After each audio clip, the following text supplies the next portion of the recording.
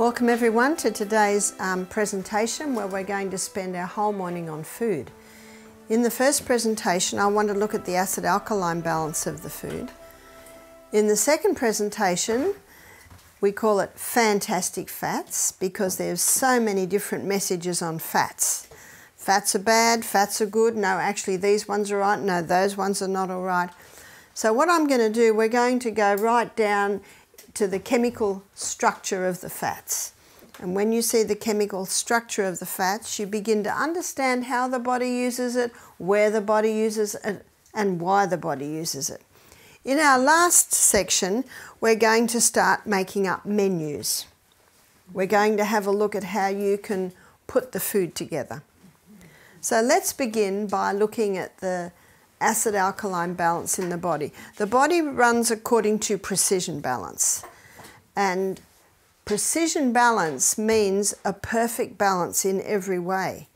In fact, when you look at the cause of disease, it surely is an imbalance in so many different parts of the body.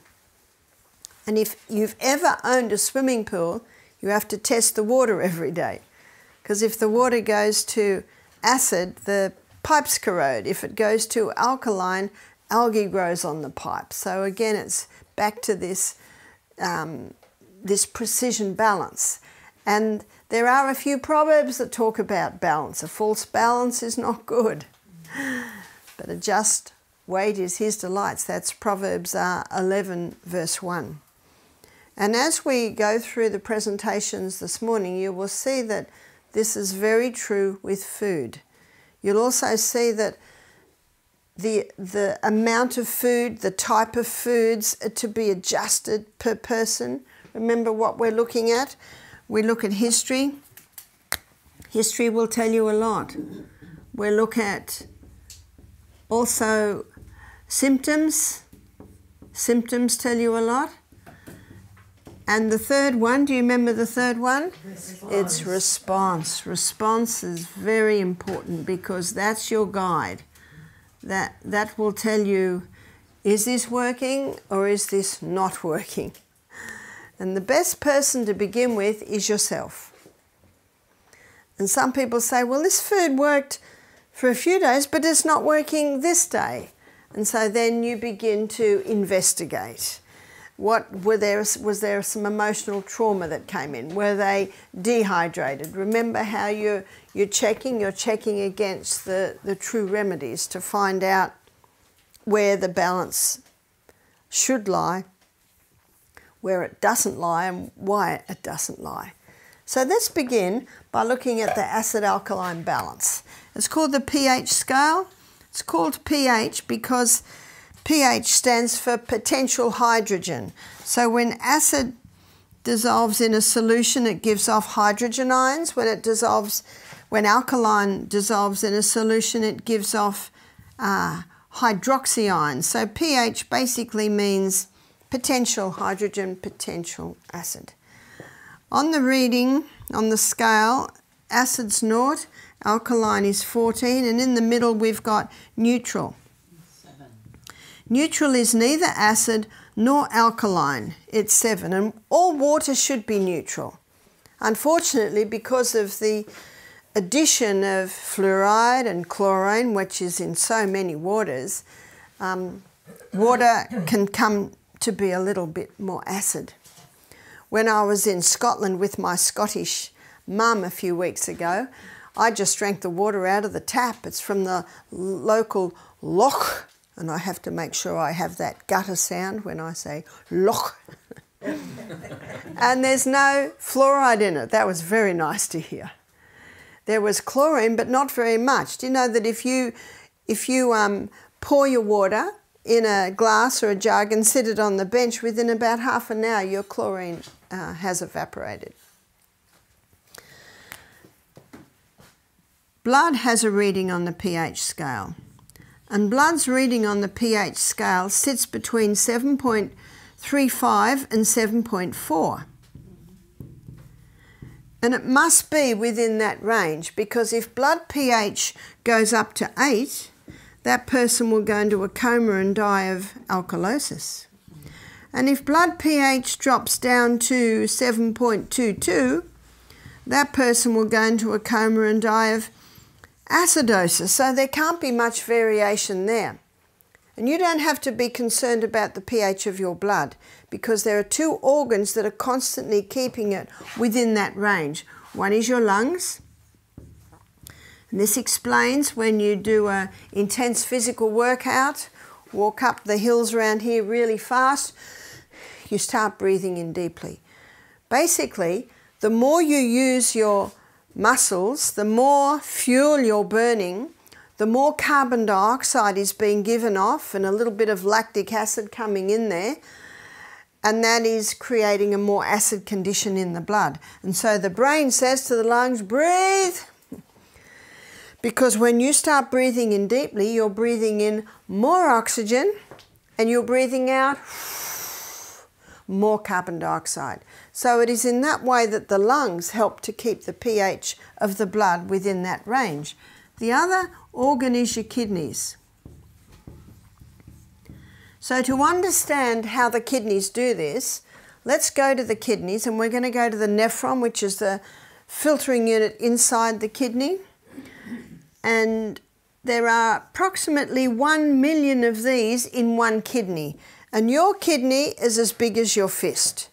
Now, we saw that very tall young man here yesterday. I said, how tall are you? He said, 2 meters, 10 centimeters. Woo! His kidney would be bigger than mine. And it's also nice to teach the little ones about the body they live in, and their kidney is as big as their fist. And an average amount of nephrons is 1 million per kidney. The blood goes in and the blood is filtered in the nephron. It's called the Bowman's capsule. So the blood goes in, and what's interesting is the blood vessel going in is bigger than the blood vessel coming out. Can you see that that puts a little bit of pressure in that Bowman's capsule to more effectively filter the blood? And when the blood is filtered, the filtrate comes out and weaves around these tubules. And these tubules eventually go down to the bladder, and the waste is urinated out.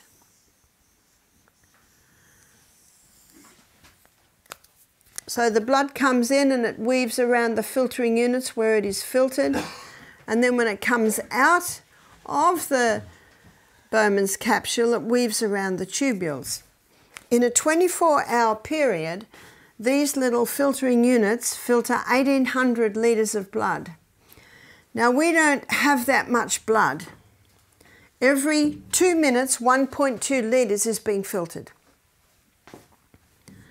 And out of that 1,800 litres of blood, 180 litres of filtrate is filtered out. But we don't urinate 180 litres a day, do we? Otherwise, we'd all be leaving this room every 5 minutes. Praise be to God that we don't. We urinate out approximately 1.5 litres.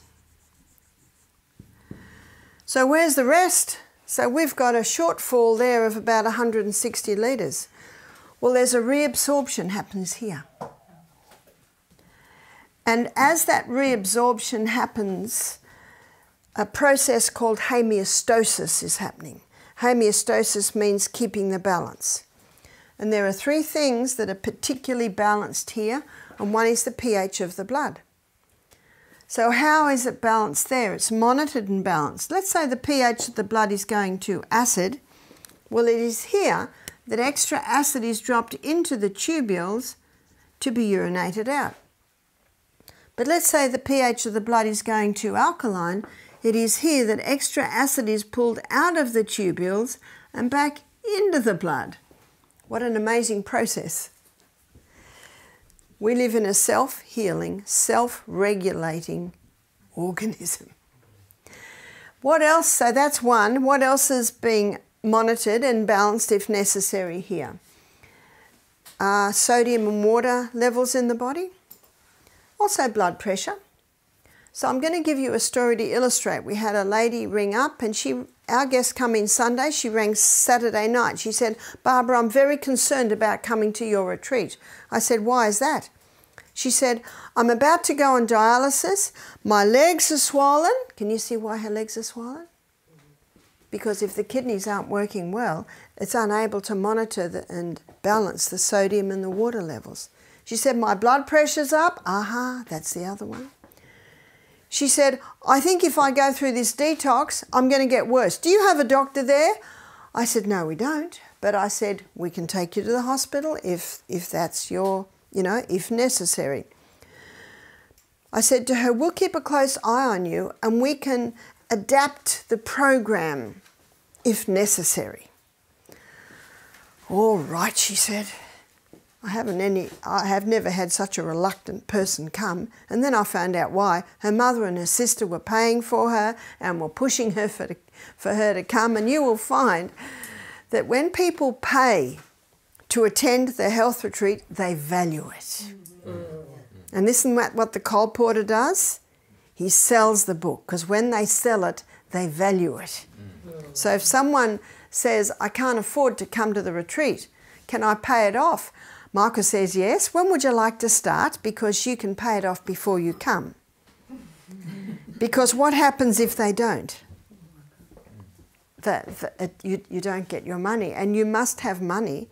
If you don't have money, you can't buy the food. You can't pay the wages. But if someone needs to come quickly and they can't, what we say to them is, do you have a family that can help?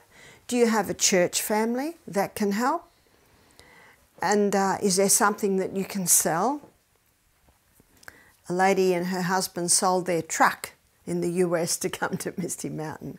And then they value it, because a workman is worthy of his labour. Yeah. So it's something to remember. It would be nice to just have everyone come in, but I have to tell you, they will not value it. They will not value it. And there might sometimes be cases where Michael drastically reduces the cost. So that morning, very early, I'm praying. I'm saying, Father in heaven, what do I do for this lady? She's about to go on dialysis. And then God brought into my mind, and this is what you'll find. If you go to 7A Bible Commentary and you look up Ellen White's comments on James chapter 5:15, and the prayer of faith shall save the sick. She says it's not enough to pray. As you pray, God will bring to your mind some simple natural treatments. But how can he bring that to your mind if you don't know any? The only hope of better things is the education of people in the right principles. So I prayed. I said, Father, what do I do? And he brought to my mind that my celery was coming to seed. I've got a very strange garden at my house. I've got roses and irises and celery and parsley. I've got it all mixed together. This isn't the main garden. This is my garden. So my celery was going to seed. In the seed, you'll find a concentration of the actives that are in the plant. And celery is an excellent kidney herb. My parsley was going to seed. Parsley is another excellent kidney herb. I've got couch grass growing all around my yard. I'm always pulling it out of my garden. Couch grass is another excellent kidney herb. We touched on this when we looked at herbs. And so I made up a litre of tea a day with this, and I put ginger in just to make it taste a little bit better. And remember what ginger's going to do in the body? Reduce any inflammation. As we consulted, I discovered she was drinking 3 glasses of water a day. And you'll find this with some people. They say, well, my legs are already swollen. I've already got too much water there. Yes? Is it a juice or is it a smoothie that you made? I made a tea. A tea also. I poured the boiling water on them. And what is it called? Couch grass? Couch, yeah. Yeah. I haven't seen it growing around here. I'll keep looking. Couch grass. It makes a beautiful lawn, but it's a terrible pest in your garden. It just runs. Cooch. Cooch. How you spell it? Ah, cooch. Oh, cooch. Yes. Could it be kiselo-alkalne? And so as we consulted, I found out she was only having 3 glasses of water a day. She was having 3 cups of coffee a day. She had a gluten intolerance. How could I tell that? Because she had a lot of bloating and she had a lot of brain fog. She had a hormonal imbalance. She was probably about 30 kilos overweight. She was a registered nurse. She was about 52. She was about to retire because she found working very difficult with her condition. She said, "I will not be able to walk with the morning guests." I said, "That's right, you won't." But I said, what I'd like you to do is I'd like you to get on the rebounder. You know, the mini trampoline? The rebounder is an excellent lymphatic stimulator. And what I want you to do is just this. This is called the health bounce. I said, just do this. 1 minute every hour. Because that swelling too was much lymphatic fluid. Start to get it moving. I said, I'd like you to drink 1 litre of water a day and 1 litre of this tea. But I never want you to drink more than a few mouthfuls at a time. Remember, her kidneys aren't working well. A couple of mouthfuls, 5 minutes later, a couple more mouthfuls. I want you to have a little bit of salt, but about the size of a pinhead, because she'd stopped all salt. So her body's not used to it, so we've got to ease her into it very, very slowly. So that was Sunday afternoon. She did all this Monday. By Tuesday morning, her legs were down by half. She walked with the guests. She continued the rebounding. She was a very happy lady at the end of the week. A very happy lady. She emailed me 3 months later, I don't have to go on dialysis. Praise God.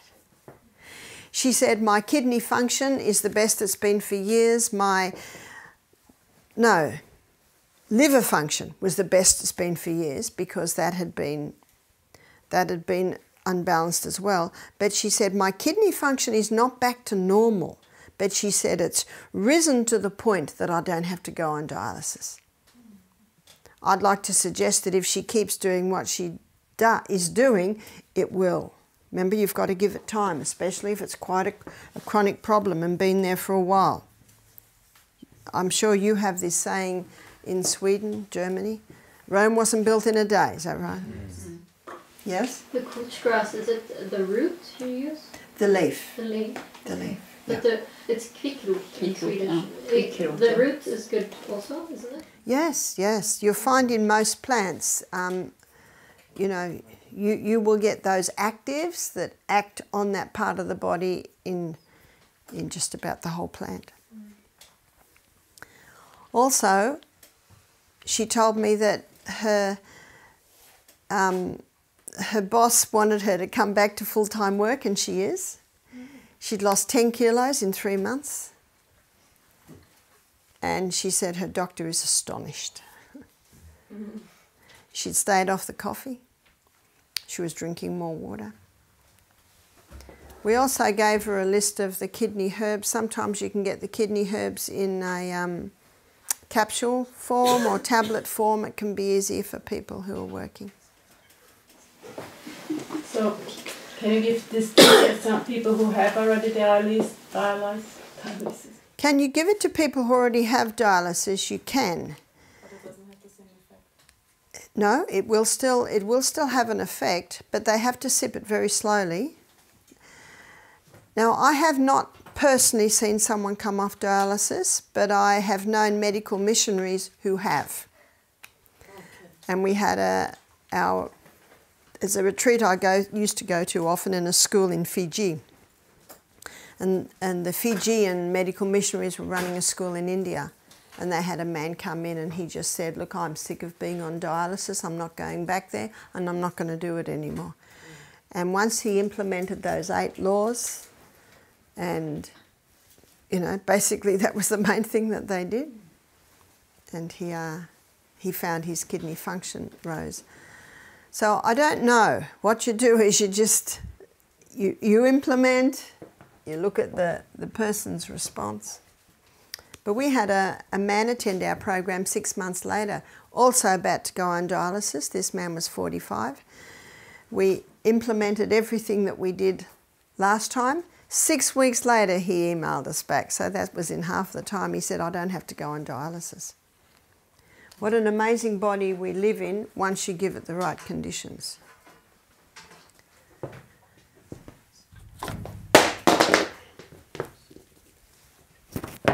So looking at how to keep the balance in the body.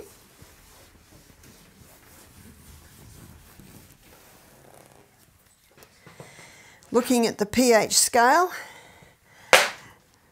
Ooh, where did that go? It's under there. Okay.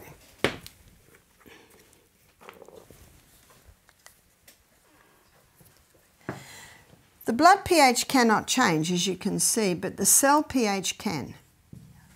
And the cell pH should sit at about 6.5.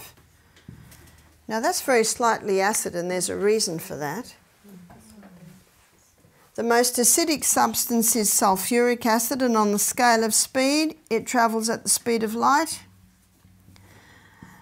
Calcium is the most alkaline mineral, and on the scale of speed, it doesn't even move.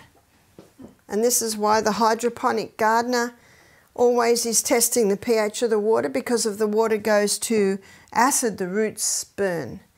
If the water goes to alkaline, he doesn't get the speed of uptake of minerals out of the water and into the plant. So again, it's a precision balance here. The soil that the gardener aims for is approximately 6.5. I say 4. I say approximately because some vegetables grow at a slightly different pH. But disease thrives in a cellular pH of 5.5. This is where cancer thrives. This is where fungus thrives. This is where disease thrives. Now, even though it's only a drop of 1 point, because it's logarithmic, that has a dramatic effect. 60% less oxygen available at the cellular level. And do you remember what cancer thrives in? No oxygen and acidic, yeah. Coca-Cola sits at about 2.6. It's a killer. There's only one thing it's good for, and that's cleaning up grease on your cement on the driveway. That's about it. I can't even bring myself to buy it for that, though. Yeah? You can remove the rust on your car. Ah, remove the rust on your car. Great. So that's the acid-alkaline balance, and that's how it works in the body. So I don't know about you, but some of my family and my friends break every law every day. They're breathing in bad air, they never open their windows, maybe they've got too many animals in the bedroom, then there's no fresh air there. Maybe they haven't changed their sheets are changed once a month, maybe the quilt hasn't seen the light of day for a few years. There's not good air in that room. Many Australians I know particularly are keeping out of the sun because they don't want skin cancer. But remember, we looked at there are other factors that come together for that. Many people are living on the stimulants because they're always tired, because they're lacking oxygen at the cellular level, because they don't get enough fresh air, and because they don't exercise. We're coming to the time in the program where you're starting to see all of this beginning to fall together. They go to bed too late, that's common, isn't it? You drive around the town at 10 o'clock at night and you look at how many houses are still, and maybe you do an experiment at midnight. I know you want to be in bed at midnight, but you know, you might do an experiment one night. And just look at how, or maybe the lights aren't on, but there's this blue screen in the lounge room, yeah? Many people are suffering from lack of sleep, and we looked yesterday at how it affects them mentally. Proper diet is also missing out with a lot of people. They're just grabbing for the fast food. A lot of people are dehydrated. 1 cup of coffee, 5 glasses of water to make up for the dehydrating agents. They're stressed. They don't know the God of heaven. So you see, this is all causing a very acid environment in the body, and the lungs and the kidneys are struggling, but they're just coping. And then the person wakes up dehydrated, and they have a cup of coffee with 2 teaspoons of sugar just to give them that boost for the morning. Lungs and kidneys almost can't keep up the pace. So a last resort buffer system is called on. Calcium is called out of its biggest storage house. Where's that? The bones. How much is sugar making the body well, that's one of the reasons Coke's way down here. Sugar is a pure acid. So the reason why Coke's down here is because of the combination of the caffeine and the sugar. And the phosphoric acid to make it bubble, that certainly, yeah, all of that it's a killer. So what happens now is calcium phosphate's pulled out of the bones. It immediately, you see what was happening is 7.33, 7.32, 7.31, that's when the alarm bells go off. And calcium phosphate's pulled out of the bones into the blood and immediately does its work to bring the pH of the blood back up to 7.35. But at a cost.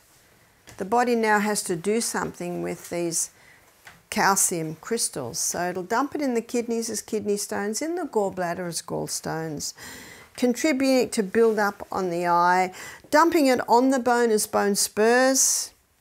So what will you be told that a bone spur is? A calcium deposit. So the question is, well, why is it on my bone and not in my bone? what do you do with the eye, did you say? The eyes, it can contribute to the cataracts building up on the eyes. So these deposits, they go everywhere, and they can also contribute to the atherosclerosis, the building up in the arterial walls, yeah? Did you say that that's because the calcium is taken out in excess, so that it doesn't need all of that to repair the body? Well, if it's too much? Well, it comes into the blood, and it certainly neutralizes the condition, and the body basically says, now what are we going to do with you? So it has to do something with it. So then, it's not used up? No, its presence neutralizes. Its presence neutralizes, but then it has to be put somewhere. So students, how do you get rid of the bone spur? Castor oil compresses. If the bone spur's been there for 3 years, it might take 3 months. If it's been there 3 months, it might take 3 weeks. If it's been there 3 weeks, it might only take 3 days. And the good news is it won't break up your bone. Psalm 104 verse 14, the Bible says God gave herbs for the service of man. Remember, they know what to do. But what probably affects the pH more than anything is the food that we're eating. So we're going to make a list of food that has an alkaline effect and food that has an acid effect.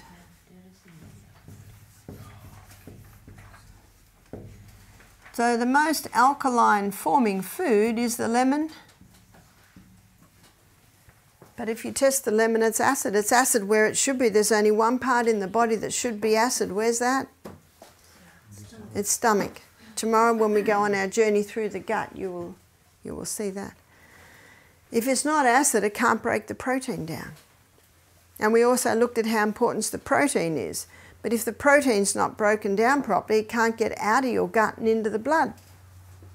And it's only when it gets into the blood, it becomes part of the life of the flesh, which brings life to every cell in the body.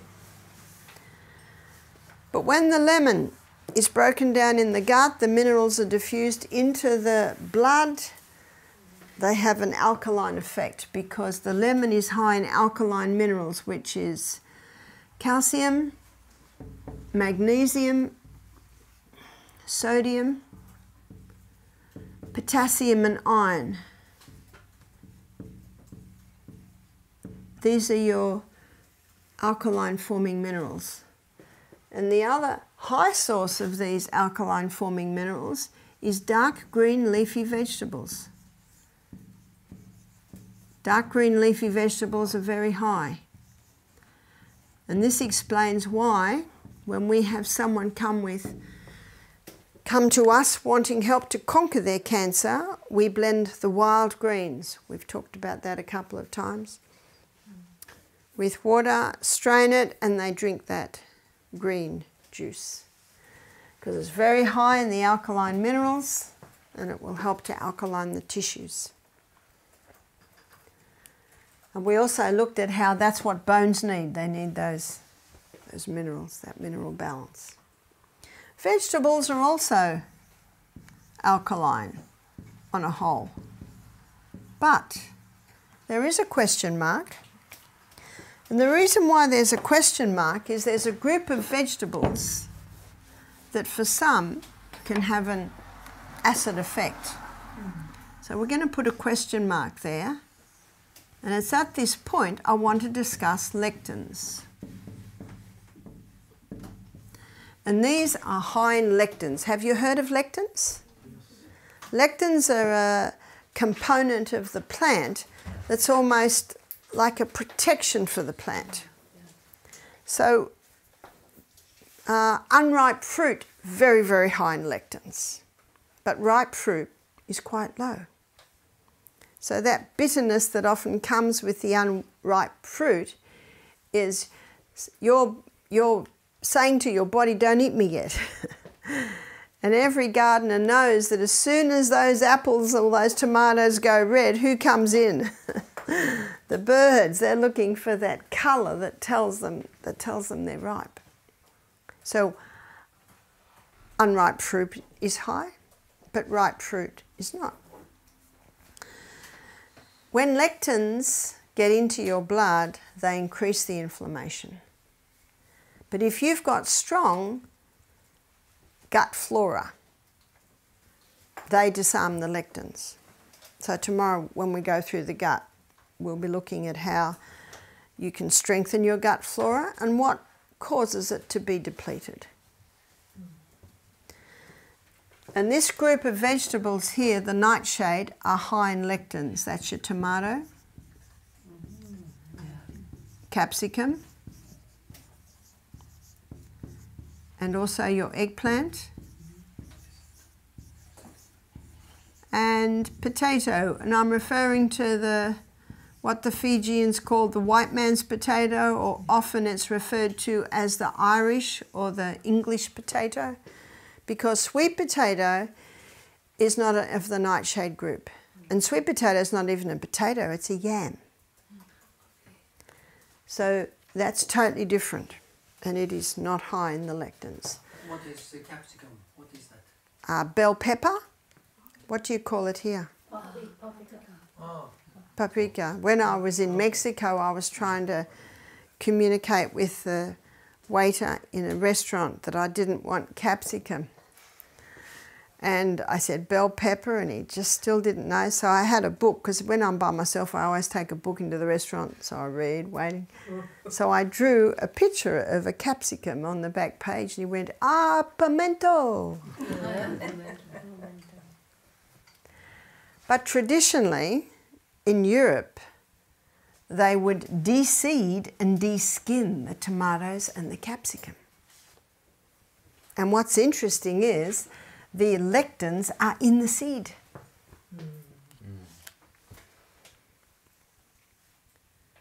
Also in the tomato? Yeah.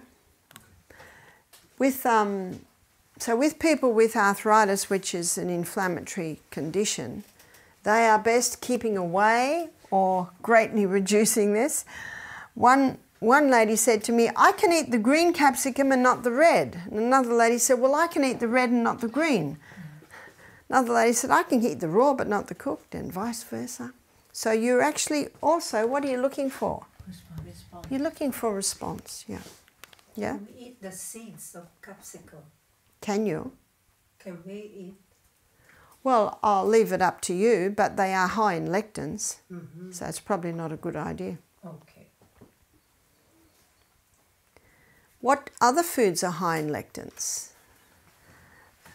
Oats and wheat are the highest grains in lectins. But traditionally, people always, to make bread, and this is before the Industrial Revolution, all bread worldwide was sourdough. But with the Industrial Revolution, then they refined and basically took the yeast out of the sourdough and made it pure yeast. There's your yeast bread today.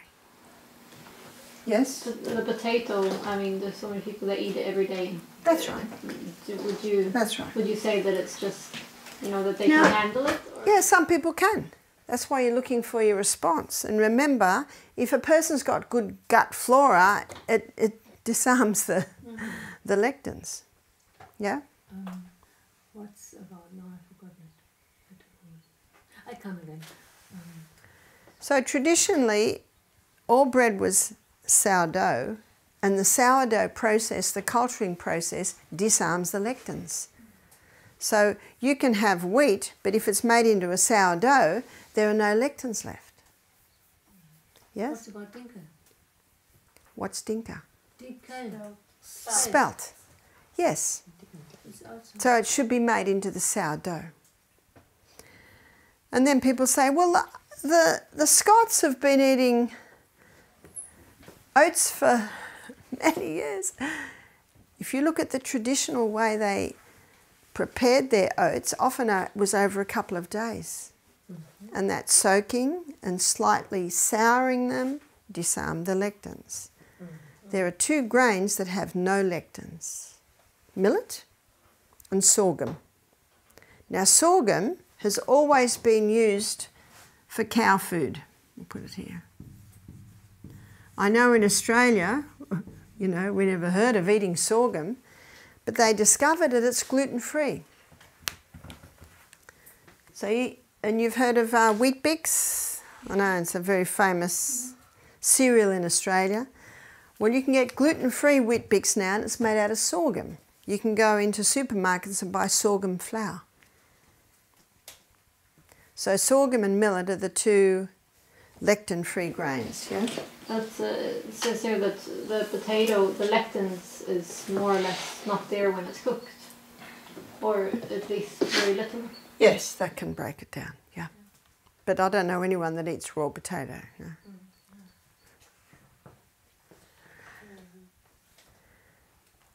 Just before I left Australia in last November, a lady gave me a book called The Plant Paradox by Dr. Stephen Gundry. She said, this is an interesting book. I said, thanks. I got to my room where I was quarantined for 2 weeks and opened the book. And I read the book for about 3 pages and got really annoyed at it because he talks about our stomach evolving over millions of years and the plants evolving. But when you're in a room by yourself for 2 weeks, you go back to it. And I'm so glad I read the whole book cover to cover. He really pushes meat because it hasn't got lectins. He says legumes are bad, the grains are bad, but when you read the fine print, if they're properly prepared, like the sourdough, the soaking, and the legumes, they are high in lectins, but if they're pressure cooked, or if they're rinsed well, soaked, rinsed well, in that rinsing process, you take it away. So if you properly prepare your food, you can certainly eat a plant-based diet that is lower in lectins. Now, lectins is a word on everyone's lips at the moment. A lot of people are saying a plant-based diet is bad because of the lectins. So this information I'm giving you is important. There's a book called Nourishing Traditions by Sally Fallon, and she looks at the traditional way people always prepared food. Soaking, long cooking or pressure cooking, sourdoughing. And if people prepared their food in the traditional ways, you will find the lectin levels would be far lower. Yeah? Do you see lectins as more toxic than phytic acids? Because that's also another line. That's right. That's right. And phytic acid, there's a lot of talk about phytic acid. Do you know what the research is showing now? That phytic acid can actually help conquer cancer. And that's one of the reasons why people say you shouldn't eat soy, because it's high in phytic acid. But actually, wheat is higher than soy. And what do the dairy industries, how do they view soy milk? They hate it. So what you've also got to look at is what's behind the thrust. And again, if soy is not genetically modified and it's organically grown, and if it's prepared properly, that needs long, slow cooking or pressure cooking is the soy, or culturing it like making tofu. A lot of people too don't realise you have to wash the water away when you cook legumes. Yeah. That's the dirty water. You just look at it as dirty water. You've got to get rid of that dirty water. And when you do that, you get rid of your phytic acid. Yes? What do you think on fermented food? What do I think on fermented food? There's a big difference between fermented food, which can produce alcohol, or cultured food. And the cultured food is producing a lactic acid, which also produces or what's grown in there is your lactobacillus acidophilus. And what that does is that releases B vitamins. It's an excellent food. In fact, your cultured foods are one way to help maintain and boost the healthy flora in your gut. Yes? In German we have only the name fermented. Okay. But what's the difference? Is the difference? The difference is, do you remember what I first said? When it produces alcohol. And every housewife that makes her own sauerkraut knows that if it's contaminated or not done properly, then the alcohol is produced and goes bad, yeah? How does that work? Like, how is it not, or we could talk about that another time maybe, but I'm thinking about your cycle of life also. Yes, that's right. There it's breaking down into the last stage, and how do you compare that cycle of life to the cycle of fermentation? That's right. You can catch it at a stage before it gets detrimental. So the and you've got aerobic bacteria. So your lactobacillus acidophilus, that is your lactobacillus acidophilus and bifidobacterium are your two permanent bacteria in your gut.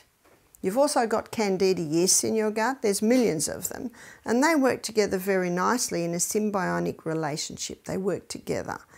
And it's that relationship that works beautifully in the sourdough bread. When you eat sourdough bread, you're eating pre-digested grain. There are some wild yeast in there, and there's the lactobacillus, but the wild yeast breaks down the grain, and the lactobacillus consumes the waste from the wild yeast. So can you see that it's a perfect relationship? But you're not eating the sourdough, you're eating it when it's killed. When That's right. That's but right. still, with the cabbage, you're eating all the bacteria then. But you're eating lactobacillus acidophilus, which is your aerobic bacteria, and that's releasing the B vitamins out of the cabbage. So when you eat sauerkraut, you're getting more B vitamins than if you were eating the raw cabbage. And Germans have been eating this for centuries, is that right? Yes. Centuries and centuries, and it's an incredible health food. It's the same with yogurt. And it's the same with kefir. You familiar with kefir? Mm-hmm. Yeah. And I think traditionally the sauerkraut, the miso is another one that's in Japan. They make the miso. That they were used to preserve the foods to help get through the winter months, but also the lactobacillus helping the healthy gut flora. And you can get very nice yogurts now made out of coconut milk, made out of soy milk. If you have a look, traditionally, that every country had some sort of cultured food as part of their culture. Yeah. I've only learned in a course that they say when you give in the cultured process sugar or sugary food like apples and every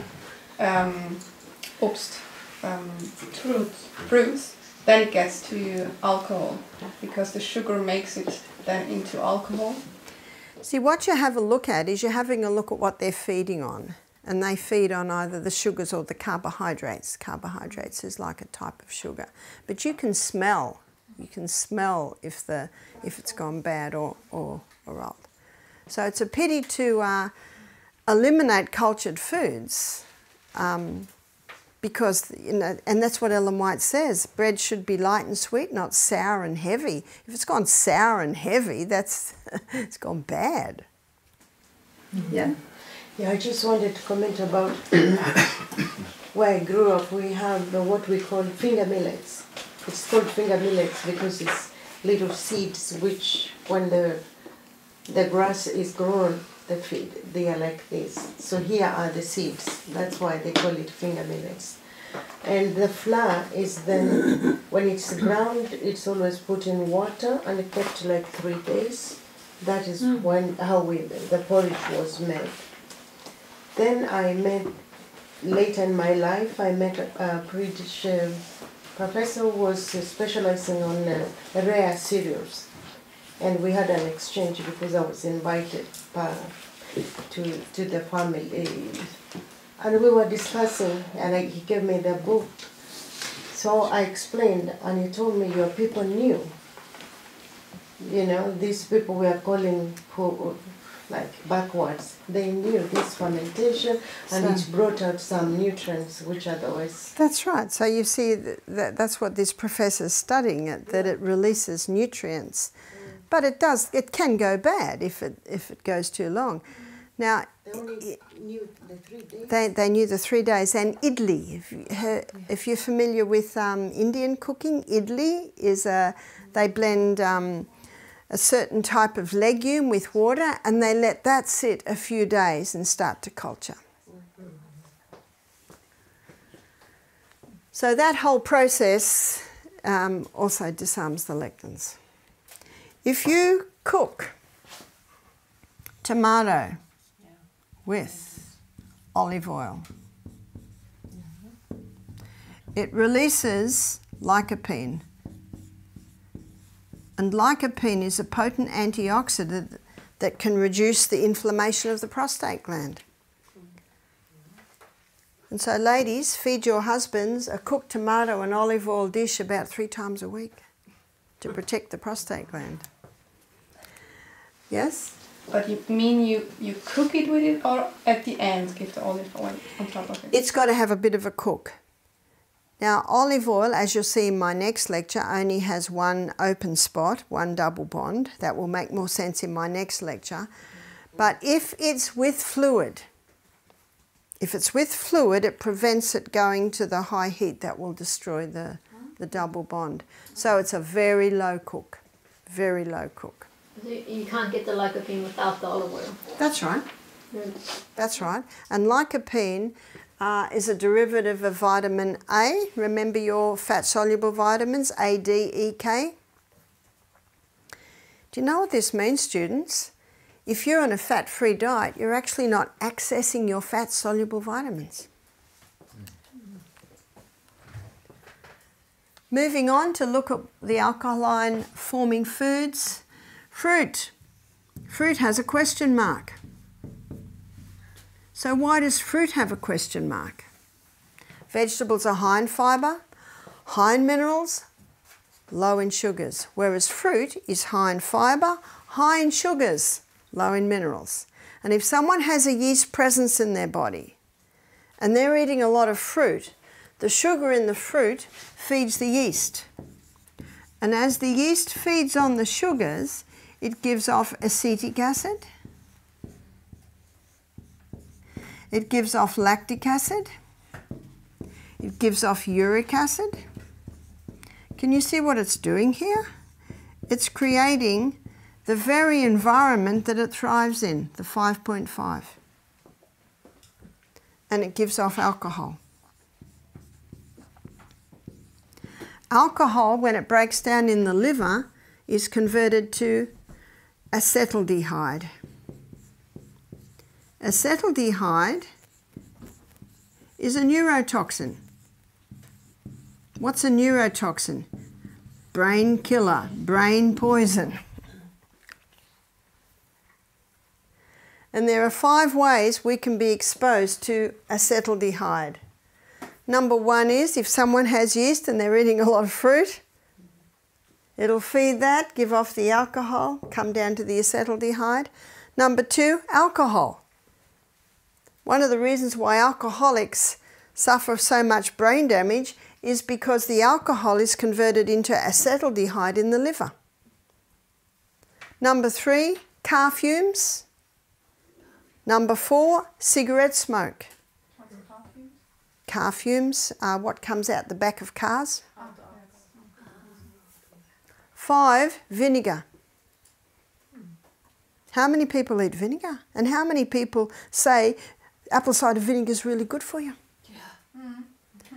Now, as Adventists, we know that Ellen White speaks against vinegar, but you can't use that to people who aren't Adventists. So what you use is the science. Now, if you want to explore that in more detail, Dr. Robert Young. Dr. Robert Young is an American doctor, and he's done amazing research on the acid alkaline. He's got a book called Sick and Tired with a question mark and really explores the acid alkaline issue. Well, he's recently, or when I say recently, maybe 2 years ago, did an excellent paper on vinegar. So you can do Dr. Robert Young vinegar or Dr. Robert Young acetaldehyde. So this is important information for your guests on vinegar. Yes?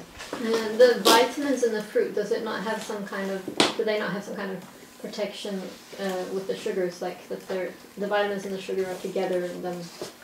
Usually.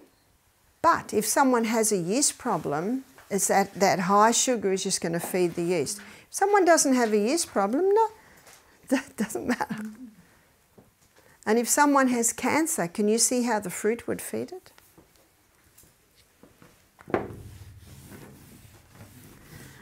You see, what we have got here is we've got what often the world does not give, and that is reasons.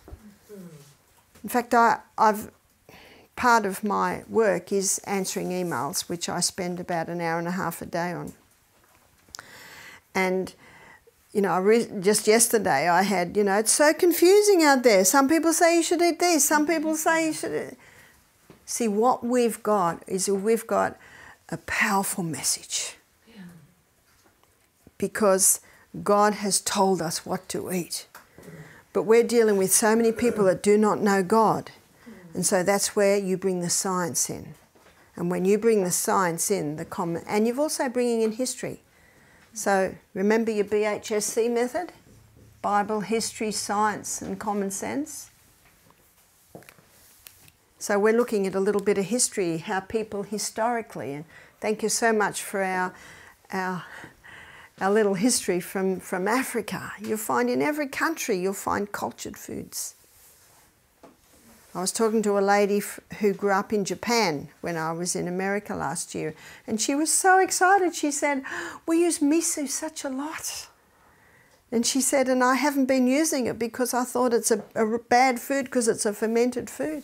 And she said, the soy sauce that we make in our little villages is a cultured food too, but the soy sauce you buy in the shop, she said, I don't even touch that.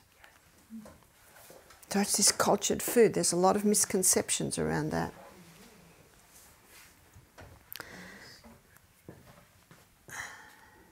Millet is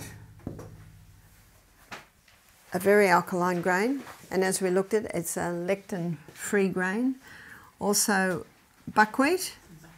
Buckwheat is not a wheat. Buckwheat is an alkaline grain. It's a seed. quinoa.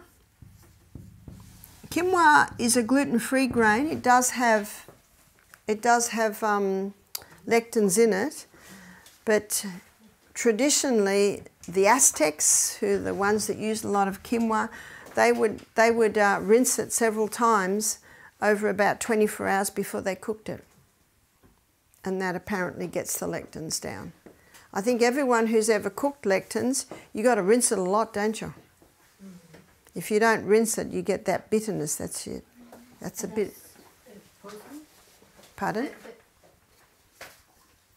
Was there a question? Sorry. Amaranth is becoming a very popular grain because it's alkaline and it's gluten-free. But when you cook it like a porridge, it turns out like a lump of glue. So what you can do is you can put a little bit with your millet. That's quite nice. Spelt, and I think that's what you call dinka. Yes. Is that right? And kamut. So let me give you the whole story on wheat. The original wheat that God made is called enkenhorn, or some people call it enkhorn, so there's a few spellings. And it is estimated a couple of thousand years ago, enkenhorn did a wild hybrid with a field grass and came up with the Emma strain of wheat. And it was in the 1950s that the Emma strain of wheat was put through intensive crossbreeding and produced the hybridized wheat that we have today.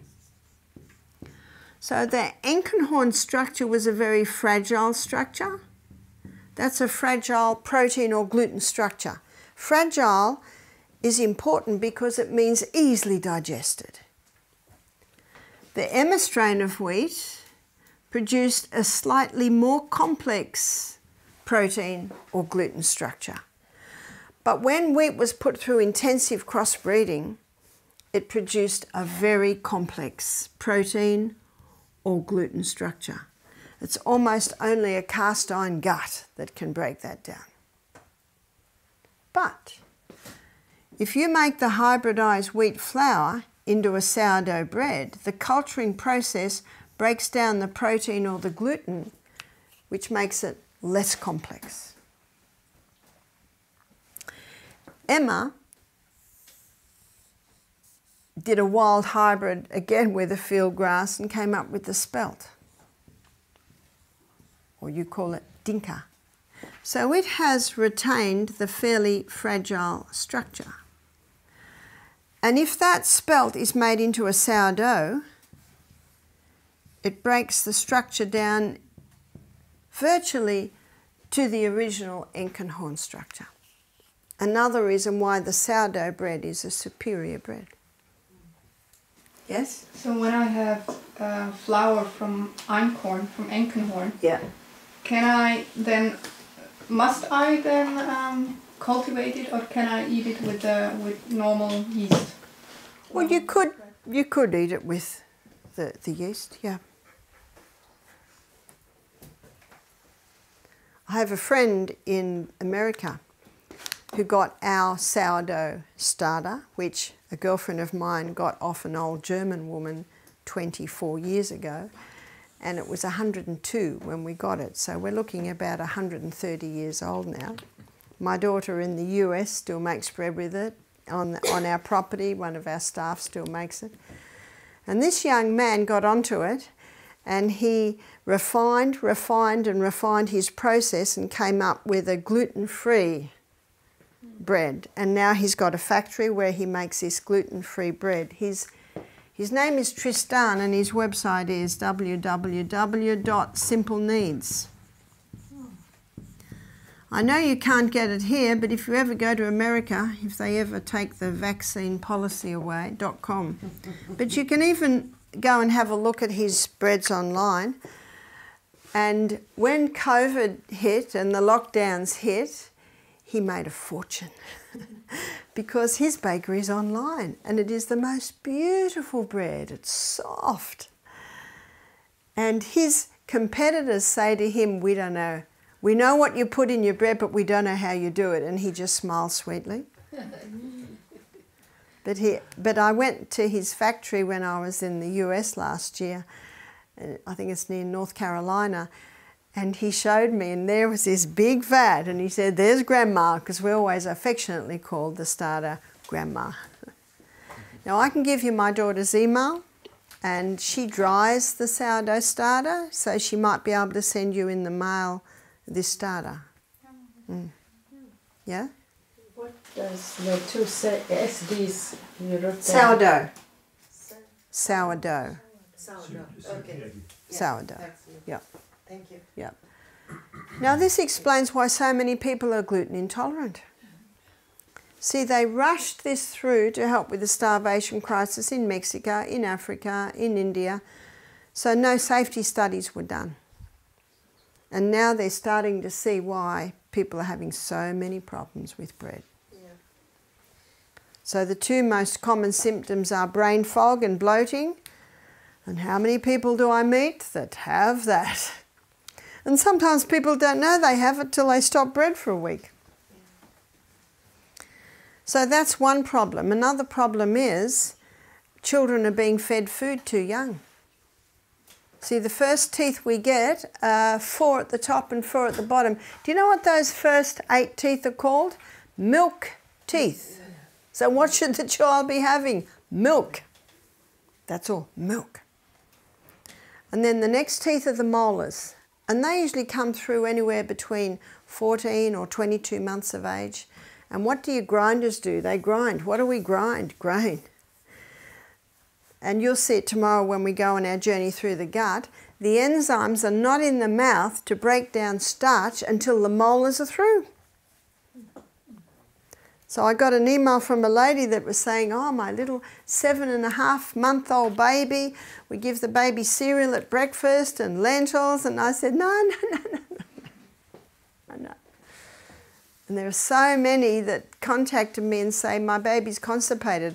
I was in Germany last year and this couple brought this baby, fat, roly-poly, happy baby, and the baby's smiling, 5 months old, and I could see one tooth, one. And they said, our baby's constipated. And I said, well, what have you been doing? Cereal and the bread and the biscuits. I said, no, you must stop all that. Oh, how many people don't know? So number one, people are developing gluten intolerance because they're just fed food too young. Let's put this by Bible. Well, the Bible actually doesn't say, but if you look at historical books that are about the same times as the Bible that do talk about it, often babies were breastfed till they were 5. And the food was not introduced till 2 or 3 years. That's historically. Yeah? What does the Bible mean when I read the story of Moses? She gives away Moses to the Egypt princess with 12 when he was 12 years of age. So then he can eat normal food. Does that mean really that she breastfeeds him? No, and he would have been eating normal food far before that. Far before that. So let's have a look at historically. Historically, babies were not fed food. It's only in the last 100 years that they're giving baby food. Let's look at the science. Well, there's no ptyalin in the mouth. That's the salivary amylase that breaks down starch. It's not there till the molars are fully through. And let's look at common sense. It defies reason to give a baby food when there are no teeth. So for a baby to eat food, the baby must be able to sit. The baby must be able to feed itself, but that's not enough. It must have teeth to chew. There's your common sense. Yeah? Yes. I heard this from you the first time, and then I was researching it, and because people are thinking, well, the babies are still digesting somewhat, and the only reason is they found is because there are small, like it's growing, and then when the molars come, then it's all there, and it's small amounts, but it's not enough to digest the food that they're being given. That's right, that's right. But they're managing it, but it's not good for them. But No, no. When my first child had whooping cough at 6 weeks and was hospitalised for 6 weeks. And I got to know the staff there, and I got to know a male nurse who was in charge of the malabsorption syndrome. This is Camperdown's Children's Hospital in Sydney. He said, this ward is full of babies who've been given starch too young. So I was 23 when I first heard this. Most people I talk to have never heard it. So I didn't give any of my babies any starch till they had all their teeth. My son James, he's 45 now, he's built like this, and he's a master builder. Means he's the guy that's in charge of all the big jobs. And he plays the panpipes beautiful, so obviously the brain developed, his creativity developed, the body developed, and he had no food till he was 16 months of age. No solid food. So here's this little boy toddling around, no food. It's unheard of today, isn't it? Yes? Is there something you can give children before the molars have come through? Yes, yes. And some children are wanting things more than others, absolutely. So I see that the 8 teeth that come through first, that's your taste time. And they want to do something with you at the table, give them a piece of cucumber. And I was watching my little grandson Lennox, and he was, you know, he had his little teeth here, and it was like a little rabbit, and there were little tiny bits of cucumber all over his tray, and little tiny bits of cucumber all over the floor, and I'm sure a few went in. So you see, that's taste time. And you'll find when children are just given mush, you know, mush, blending everything, they don't learn to chew.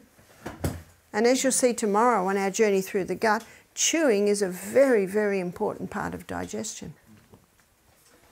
Our little child, he's about almost 6 months now, and he's like very interested in what we are eating when he's sitting next to our table. So I don't know, I gave him like a cucumber that is not cut, but like whole, and he's just sucking on it. That's right, they just suck. And what my daughter used to do for her twins, because her twins are 17 now, she didn't give them any food till they were 16 months. They'd sit at the table and she'd put all sorts of toys on the tray, and they think they're doing what you're doing, because everything they pick up, what do they do with it? Straight into the mouth. That's right, straight into the mouth. So their main food should be milk. And when you do start to introduce little bits of food, it should be when they've got a full tummy of milk, so they're not wanting to eat very much. This is a very important message for parents. And you have a look at most baby feeding brochures. Who wrote them? The baby food companies.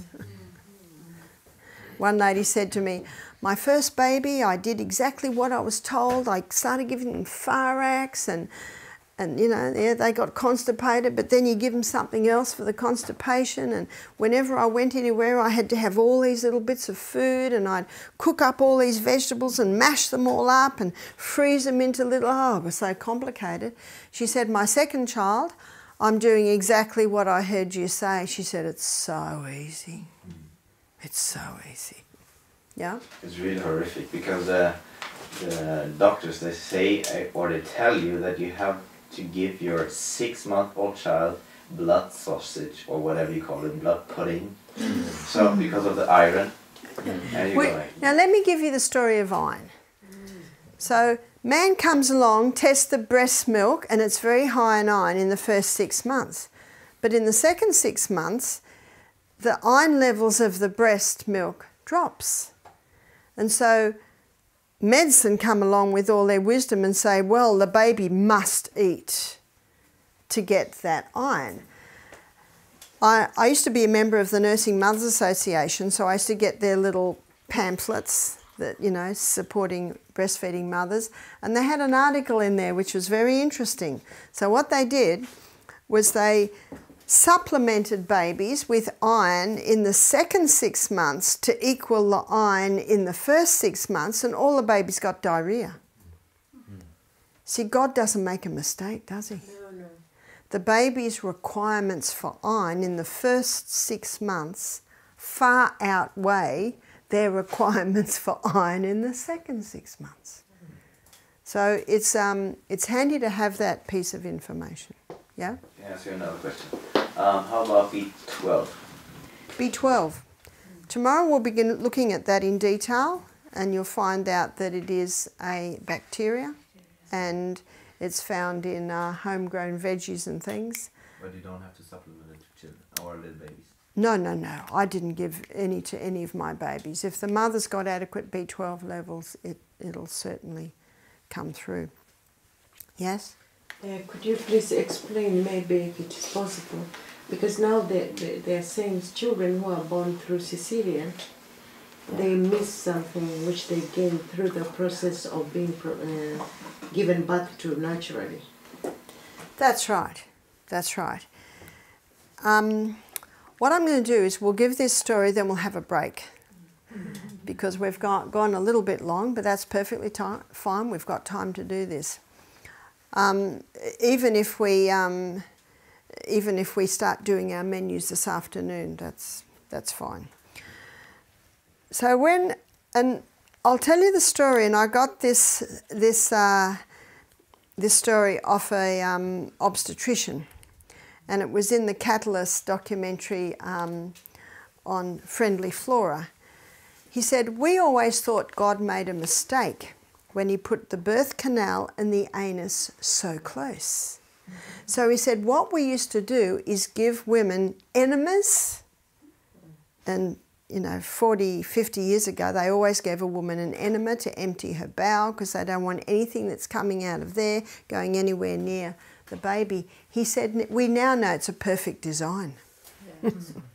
Because when the birth canal opens, the anus stretches open a bit too, and when the baby comes down that birth canal and the air hits the baby's skin, the baby goes, and the first breath of air is they're getting air out of the anus.